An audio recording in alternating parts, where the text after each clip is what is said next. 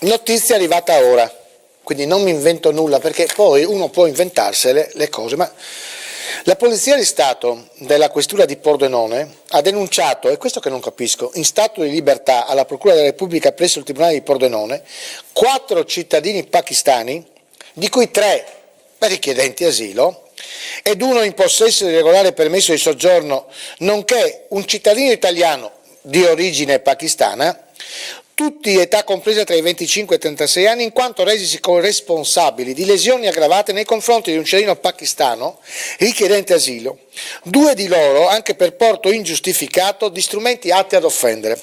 In particolare, nel primo pomeriggio, personale della squadra volante, unitamente militare dell'Arma dei Carabinieri, è intervenuto nel parco Querini, dove era in corso una lite tra numerosi extracomunitari. Sul posto gli operatori riscontravano la presenza di 8 cittadini pakistani che venivano accompagnati negli uffici per ulteriori approfondimenti investigativi. Al termine degli accertamenti veniva acclarato che un cittadino pakistano era stato aggredito da 5 suoi connazionali per motivi non ancora chiari. Diciamo che in quel luogo si spaccia. Non ancora chiari. Diciamo che in quel luogo si spaccia. Diciamo che in Piazza del Portello e nelle zone adiacenti, dopo le 23:30, ti droghi senza fumare una canna e si ubriaca. Diciamolo. Questo per rassicurare i cittadini. E siccome io non devo rassicurare ma devo informare, a me mettere la polvere sotto i tappeti non mi è mai piaciuto. I 4 cittadini pakistani e quello italiano sono stati denunciati in libertà per lesioni aggravate, 2 dei quali per porto ingiustificato di strumenti atti ad offendere, grossi lucchetti per la chiusura di biciclette. La vittima è stata portata nel locale pronto soccorso, la prognosi è ancora sconosciuta.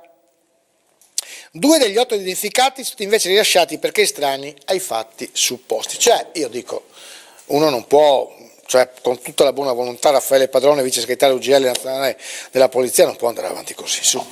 No, non può andare avanti così, l'abbiamo letto in diretta, come l'ha letto lei, è arrivato anche a me questo comunicato stampa del mio ufficio. Il problema sono le promesse che sono state fatte, ripeto, sono state fatte delle promesse politiche, attenzione, politiche, che non possono venire a raccontare e né scalfire un sindacalista di vecchia data come me, direttore, perché, e glielo dico subito, perché corsi in atto non ce ne sono. Allora cosa abbiamo chiesto? Abbiamo chiesto di aggregare la gente noi a Pordenone, abbiamo richiesto noi che la gente, gli colleghi, guardi, ci sono circa 80 colleghi in giro per l'Italia che hanno chiesto di venire a Pordenone. Bene, che si dia da fare il ministro, che si dia da fare il capo della polizia, ma soprattutto che venga spronato il prefetto e il questore di Pordenone andare a fare questa tipologia di richieste, che peraltro ha già fatto. Il Ministero cosa ha fatto? No, ma il direttore, io ho già capito dove vuole dire. Noi qua possiamo avere anche 8.000 poliziotti, ma se non ci sono delle leggi particolari che ci permettono di espellere queste persone, perché io sento passare prima il fior dei politici, il problema è che non ci sono le leggi per mandarli via, direttore. Possiamo avere 8.000 poliziotti che rischiano la vita. Oggi, una volta a dicembre era solo il periodo delle rapine, dei furti, si ricorda? Sì, ma benissimo. Non ci capiamo. A me della legge, io finché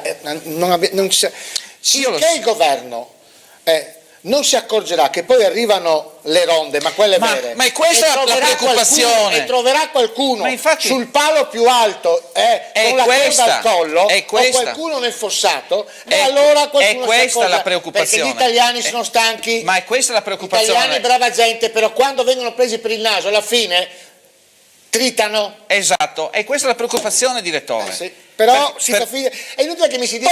Poi il direttore l'ha letto nel comunicato stampa, che sono di nuovo liberi, fra mezz'ora può succedere la stessa cosa, perché questi sono abituati a delinquere. Ma se le dai una bella manganellata, quantomeno vedrai che per 2 o 3 mesi rimane in coma. Bene, arrivederci. Allora, perché poi alla fine ti fanno dire anche determinate cose che non vuoi dirle, nel senso, non è che il prefetto, il generale, il capitano rassicuri i cittadini. Come fai a rassicurare? Come fa un sindaco a rassicurare i cittadini che nemmeno dopo 2 ore ci sono gentaglia che viene arrestata, che picchiano, che fa e tornano in libertà. Come fai a rassicurare i cittadini? È la solita piazzata politichese. Ecco perché dico che a volte le prefetture sono inutili per quanto mi riguarda, specialmente quando ti dicono bisogna rassicurare. Vai tu a rassicurare i cittadini, perché è facile dire rassicurare quando si ha la scorta, bisogna non avere la scorta.